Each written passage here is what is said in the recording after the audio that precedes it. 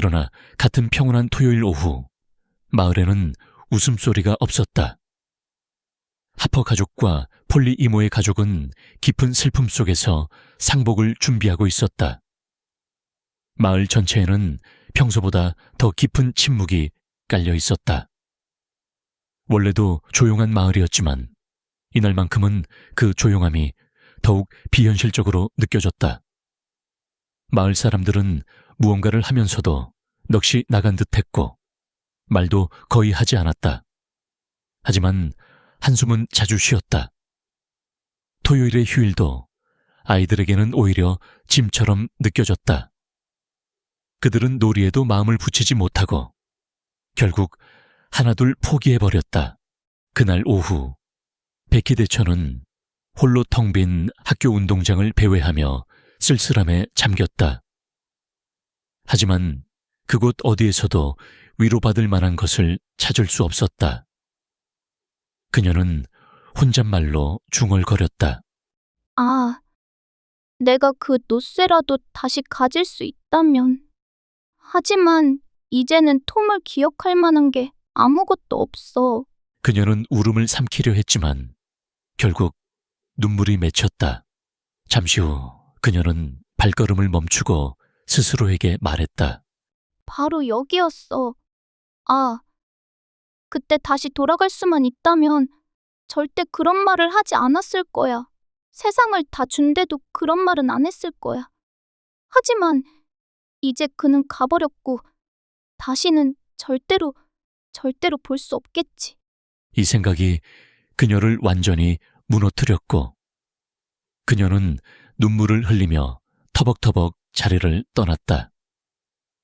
그때 톰과 조의 친구들이 삼삼오오 모여와 학교 담장 너머로 바라보며 조용하고 경건한 목소리로 이야기하고 있었다. 그들은 마지막으로 톰이 했던 행동, 조가 했던 말들을 떠올리며 이제 와서야 그것들이 마치 끔찍한 예언 같았다고 생각했다. 한 명씩 돌아가며 그때 그 애가 서 있던 자리가 바로 여기야 라며 지목했다. 그러고는 덧붙였다. 그리고 난 바로 여기 서 있었어. 지금 너처럼 정말 가까웠어. 그때 그 애가 이렇게 웃었어. 그리고 뭔가가 내 온몸을 스쳐간 것 같았지. 뭔가 이상한 느낌이었어. 하지만 그때는 전혀 몰랐어. 지금 생각해보니까 다 의미가 있었던 거야. 그러자 아이들 사이에서 누가 마지막으로 톰과 조를 보았는지를 두고 논쟁이 벌어졌다. 대부분이 자신이 마지막으로 봤다고 주장하며 그 순간을 입증할 증거를 내놓았다.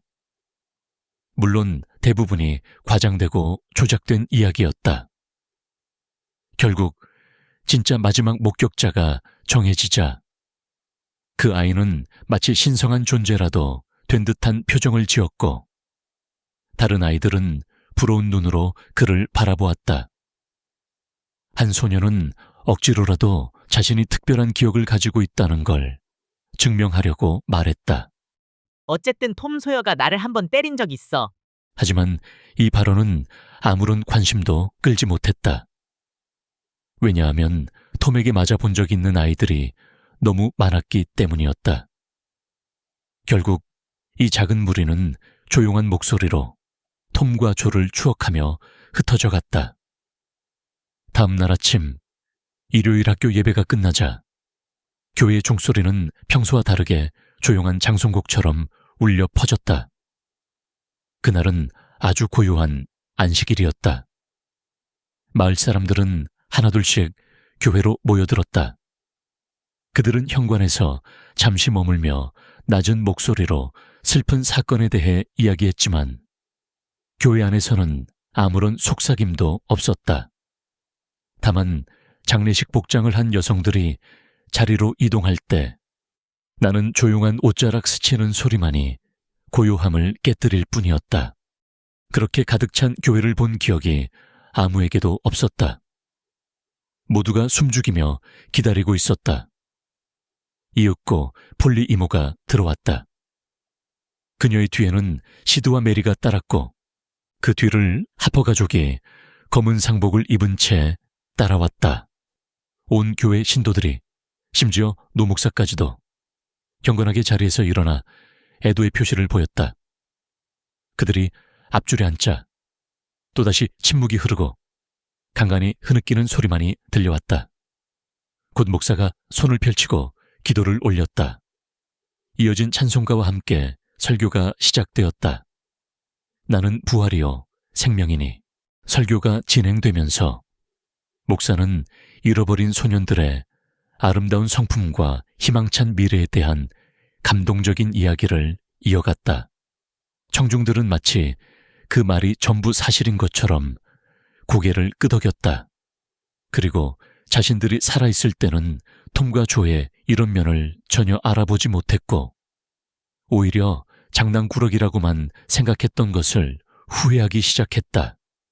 목사는 그들의 따뜻하고 너그러운 마음을 보여주는 여러 일화들을 이야기했다. 사람들은 이제야 그것들이 얼마나 감동적인 순간들이었는지 깨닫고 과거에는 단순한 말썽이라며 회초리를 들었음을 후회했다. 설교가 계속될수록 회중은 점점 더 감정에 복받쳤고 마침내 온 교회가 흐느껴 울기 시작했다. 목사조차도 감정을 억누르지 못하고 강단에서 눈물을 쏟았다.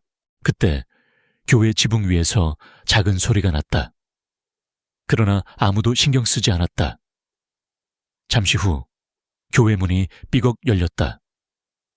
목사는 손수건으로 눈물을 훔치다가 문 쪽을 바라보았고 그 자리에서 얼어붙었다. 하나둘씩 그의 시선을 따라가던 신도들은 거의 동시에 자리에서 벌떡 일어나 경악했다. 그 죽은 소년들이 줄지어 걸어 들어오고 있었다. 맨 앞에는 톰, 그 뒤에 조, 그리고 망가진 누더기를 걸친 허클베리핀이 머뭇거리며 따라오고 있었다. 그들은 교회 다락방에 숨어서 자기들 장례식을 처음부터 끝까지 지켜보고 있었던 것이다. 폴리 이모와 메리, 그리고 하퍼 가족은 달려가 잃어버렸던 아이들을 꼭 껴안았다.